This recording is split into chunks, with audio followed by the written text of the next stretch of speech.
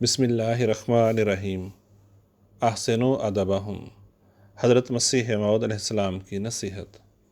حضرت مسیح موعود علیہ السلام اپنی جماعت کو نصیحت کرتے ہوئے فرماتے ہیں، وہ کام کرو جو اولاد کے لیے بہترین نمونہ اور سبق ہو، اور اس کے لیے ضروری ہے کہ سب سے اول خود اپنی اصلاح کرو۔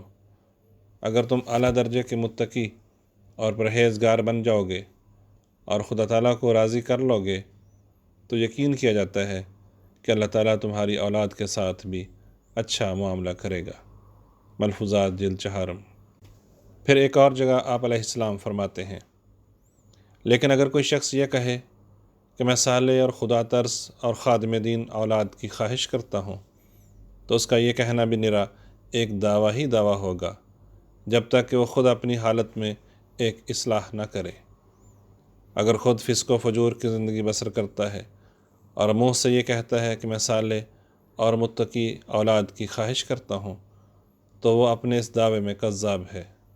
صالح اور متقی اولاد کی خواہش سے پہلے ضروری ہے کہ وہ خود اپنی اصلاح کرے اور اپنی زندگی کو متقیانہ زندگی بناوے، تب اس کی ایسی خواہش ایک نتیجہ خیز خواہش ہوگی، اور ایسی اولاد حقیقت میں اس قابل ہوگی کہ اس کو باقیات صالحات کا مصداق کہیں۔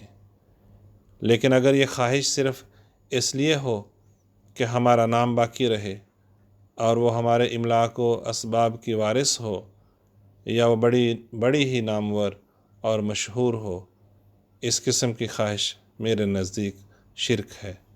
ملفوظات جلد 2 صفحہ 371۔ روزنامہ الفضل انٹرنیشنل، 7 دسمبر 2023۔ آواز نعیم احمد باجوہ۔